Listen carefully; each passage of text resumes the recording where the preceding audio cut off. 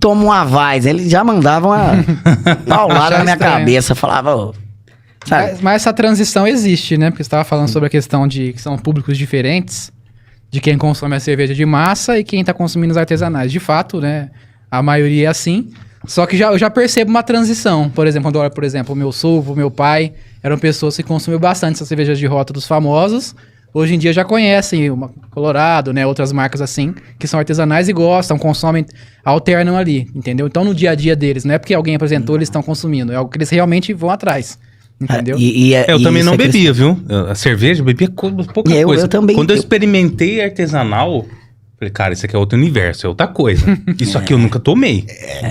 Mas quem proporcionou muito isso foi aos próprios mercados, que começou a abrir as prateleiras pra quem tem a cerveja em garrafa. Então, hoje, pra você ter uma cerveja em garrafa hoje, você tem que investir numa máquina, é tudo muito caro. Então, uma cervejaria hoje, que tem, que produz aí seus 30, 40 mil litros, você conta poucas que tem a condição de ter uma máquina, que tem um investimento. E aí até a galera chegar, mas hoje a maioria das cervejarias já tem uma máquina quente artesanal, ela se torna mesmo artesanal, uma cerveja premium mesmo, vai lá, é feita à mão, unidade por unidade, coloca na prateleira, e aí o consumidor chega e tem conhecimento de ler. Por isso você não vê muito rótulo, cara. Você não vê muito rótulo, porque é o seguinte, essas que o Breno citou, elas fazem logística fria. Cara, aí o Brasil é um país pequenininho, né? Como é que você faz logística fria num país desse tamanho, cara?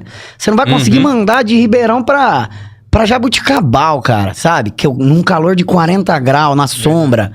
Então, a cervejaria que tem condições de investir um pouco mais, e aí ele tem uma máquina que pasteuriza, ele vai vender garrafa, ele consegue estar numa gôndola. Só que aí onde que eu falo que a gente engatinha, cara? Você vai num mercado, vou dar um exemplo. A gente entrou num mercado e eu falei pro cara, pô, tua gôndola aqui tá meio bagunçada, né? Posso arrumar ela?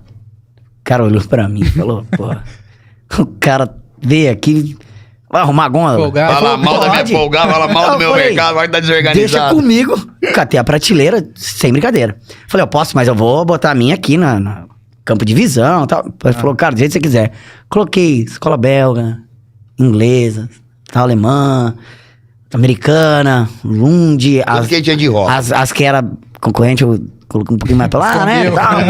Escondido. E aí, cara, e o que eu falei pra ele? Eu falei, olha, meus clientes eu vou te mostrar um experimento. Falei pra ele, tá vendo aquele senhor que tá indo ali na gôndola? Ele vai pegar uma Lund. O cara olhou pra mim e falou, só se você combinou com... Cara, o cara foi na gôndola, ele ficou quase meio metro da gôndola, olhando pras garrafas. E ele pegou uma Lund. Ele olhou pra mim e falou, cara, não é possível. Eu falei, sabe o que acontece ali? Acontece o seguinte, você tem garrafa de R$60, você tem garrafa de 40, de 27, de 15, de 16. Esse cara, se não tiver alguém pra falar com ele, pra falar do que o senhor gosta. O senhor gosta de um chocolate amargo ou um chocolate mais doce? Você gosta de uma comida mais picante? Se ele não tiver um cara que é um sommelier ou alguém na gôndola pra falar com ele e pra falar pra ele, pô, né? Talvez você goste disso. Ele não vai levar outra coisa a não ser o que ele conheça. Sim. E aí ele vai... É o que você falou, por exemplo. Eu tenho um tio meu que tá na boa lá, cara. É boa. Mas eu tenho vários amigos que falavam, pô, eu acho isso muito amargo. Cara, hoje o cara toma 20 litros de IPA. E ele fala, como eu achava isso amargo? Experiência no paladar. Sim. E assim, a gente vai engatinhando, mas vai chegando. Só que a proporção que as grandes chegam, cara, ela é muito maior que eu. Ela consegue chegar no Brasil inteiro, sabe? Grande, de uma forma que talvez as artesanais não cheguem. Mas o que acontece? Começou a pulverizar. Começou a ter muito artesanal. Então, por exemplo, Nordeste, cara. Nordeste, por que não tinha muita cervejaria? Norte, Nordeste. Micro, né? A água é muito dura, a gente fala, né? A água lá é dura, né? Você pegava sabão em pó nosso aqui, cara, não fazia bolha lá, pra você ter ideia. Ô, louco. Porque a água era dura. E aí, pra você tratar a água antigamente, era muito difícil. Muito difícil. Hoje, você consegue levar... O que você quer? Alcalinidade? Você quer abaixar? Você consegue... pH zero da água? Você põe. Só que antes não tinha isso. E aí, quem chegava? As grandes. Então, por exemplo, ainda assim, Ribeirão é um oásis, cara. Você vai ter esse artesanal. Mas você começa a subir, ou você começa a ir pro lado no Brasil, vai chegar a região, cara, que quem chega lá? Chega Boa, chega Skol, chega Itaipava, chega Império, chega... Então chega cervejas de massa que o cara tá acostumado a experimentar. E aí esse cara é o mais difícil de ser... Convencer. Cara, esse é mais. E os consumidores procuram isso que você falou, né? Que a pessoa às vezes precisa de alguém pra dar uma ajuda ali, explicar. Sim. Eu vou dar um exemplo. Recentemente eu fui, faz um mês atrás, mais ou menos, eu fui no Tenda comprar algumas coisas. E eu tava ali pegando chocolate, aí um senhor me abordou assim, do nada.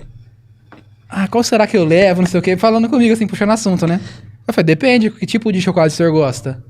Aí falou, olha, não é pra mim, é pra minha esposa, ela gosta assim, assim, assim. Eu falei, olha, então, ó, eu recomendo esse e esse. Beleza, aí ele pegou, confiou em mim e levou. Aí daqui a pouco encontrei de novo lá no sorvete. Também me perguntando. Assim, esse senhor é muito indeciso, né? De novo me abordou. Cara. Nossa, e o sorvete, hein? Qual que será que eu pego aqui, hein? Não sei o que. Então, realmente, tem pessoa assim, Cara, a gente quando tá consumindo, né? Que ela não sabe nem o que ela gosta. Não sabe se decidir ali, né? Então, tendo uma ajuda, facilita, né? A gente, eu falo que... isso não é uma crítica, tá? Por exemplo, a gente é influenciado a todo momento. É muito difícil a gente ter uma opinião formada e é muito difícil a gente formar a opinião. Eu falo que a gente vive numa era onde é muita informação e muita desinformação, tá? Que chega pra você. E aí a gente não consegue formar uma opinião, cara. E aí você é influenciado muito fácil por qualquer coisa. Vou te dar um exemplo. Se você tiver uma padaria e você tem que levar 5 pão francês, se um cara tiver do seu lado e falar, nossa, cara, esse pão aqui que tem um queijo derretido em cima, aqui, ó, esse é o bom. Eu te garanto que você vai levar 3. Você pode nem gostar de queijo, mas você vai falar, pô, esse cara aqui. Esse cara tá falou. Do nada, espontaneamente. Você não, às vezes você nem conhece o cara. E você tem que se permitir provar. Só que a gente é influenciado. E a gente é indeciso. A gente é um pouco influenciado. E nisso, cara, você precisa de uma ajuda, sabe? É igual você vai comprar um carro, você precisa de alguém pra falar. A cerveja é igual. Se não tiver... Por exemplo, cara, a gente tem uma cerveja que chama Delirium. Cara, isso é maravilhosa, cara. Só que ela custa R$50. Uma garrafinha desse tamanho. Você acha que um cara que talvez não beba, ou não bebe artesanal, ou tá no começo, ele vai pagar R$50? Dificilmente. Mas se ele tivesse alguém ali pra falar, cara, eu sei que R$50 é caro, mas leva essa aqui, ó, de 30. Na próxima vez que o senhor voltar, que o senhor vai levar essa aqui, depois você vai levar essa. É igual vinho, cara. Você começa a beber, a gente toma chapinha, né? Oh, tal, doce e tal. E aí você começa a ir pro mais seco. Cara, a hora que você chegou num patamar de vinho, você não consegue vir pra baixo, sabe? Mesmo se o vinho for de graça, você não vai conseguir chegar. E a cerveja é igual. Mas se não tiver alguém pra te conduzir, pra te influenciar, igual, cara, eu fui influenciado pelo esse professor meu a tomar café sem açúcar, cara. Eu tomava café só com açúcar. E aí você imagina, eu comecei a tomar café com açúcar, hoje eu tomo normalmente um café sem açúcar. Não o carbonizado, né? Não, esse aí. esse não. Que a galera fala, né? Que o café é ruim, esse café é de gôndola, que é queimado, torrado. É que a gente, assim, você sabe que tem selo, cara? Tem selo, por exemplo, você vai comprar um café. Você olha atrás dele, ele vai ter selo lá, um selo gourmet. Ele vai ter um outro selo. Então assim, ó, tem cafés bons. Na gôndola, óbvio que aqueles moído extra forte. Meu amigo, você não tá consumindo o café ali, tá? Exato. Você já começa... Porque se é extra forte, tá querendo mapear alguma coisa.